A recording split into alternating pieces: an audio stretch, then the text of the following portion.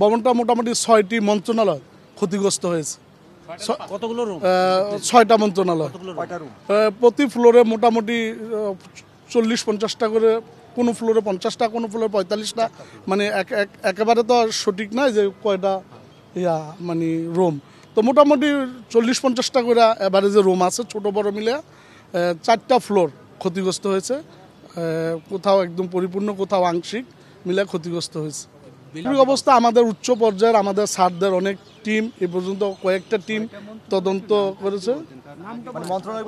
মন্ত্রণালয়গুলো আছে, আমি যত শ্রম কর্মসংস্থান মন্ত্রণালয়, যুব ক্রীড়া মন্ত্রণালয়, ডাক ও টেলিযোগাযোগ মন্ত্রণালয়, পল্লী উন্নয়ন সমবায় মন্ত্রণালয়, স্থানীয় সরকার মন্ত্রণালয়, সড়ক ও জনপথ বিভাগ মন্ত্রণালয়, 6টা মন্ত্রণালয়। আগুনের সূত্রপাত কি এক জায়গায় ছিল নাকি একাধিক জায়গায়, মানে আপনাদের দৃষ্টিতে? আসলে এটা ফায়ার সার্ভিস বলতে পারবে, যারা এক্সপার্ট ওনার বলতে, তবে অনেক জায়গায় ক্ষতিগ্রস্ত দেখছি। ভবনের মেরামত অবশ্যই যারা স্যার আছে তারা মতামত দিবে, যারা এক্সপার্ট টিম আমাদের ঊর্ধ্বতন কর্তৃপক্ষ কর্মকর্তা স্যাররা আছে, বড় বড় ইঞ্জিনিয়ার, তারা পরিদর্শন করতেছে, এখনও করতেছে, আজকেও করছে, গতকালও করে গেছে। সমস্ত কিছু পরিদর্শনের পরে তারা একটা প্রতিবেদন দিবে। প্রাথমিকভাবে মেরামত করা যাবে মনে হয় আর কি, বাকিটা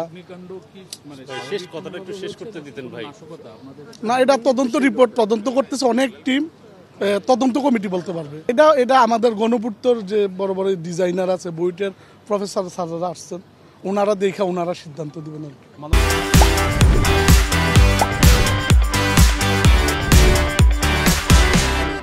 না না, এখনো হ্যান্ড ওভার করে নাই মনে হয়। আপনারা কি ভবনের দায়িত্ব নিয়েছেন? না, এখনো তো ওনার পুলিশের কাছে, এটা কর্তৃপক্ষ ডিসিশন দিবে। আগামী কয়দিন থাকবে পুলিশের হাতে ভবন? এটা ঊর্ধ্বতন কর্তৃপক্ষ বলতে পারবে।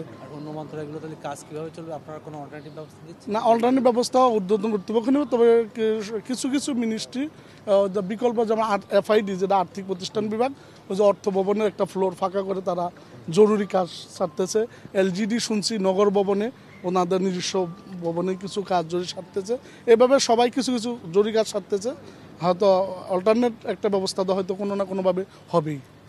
এটা আসলে সংস্থার পুরোপুরি যখন রিপোর্ট দিবে, অ্যাসেসমেন্ট করে যে কি কি ক্ষতিগ্রস্ত এবং কি ধরনের ক্ষতিগ্রস্ত হয়েছে, সেইগুলা দেখার পরে রিপোর্ট দিলে হয়তো আমরা ধারণা করতে পারবো যে এতদিনের ভিতরে এটা সম্ভব ঠিক করা। এটা রিপোর্ট দিলে বোঝা যাবে, তবে দেখে যেটা মনে হয় এটা রিপেয়ার করা সম্ভব।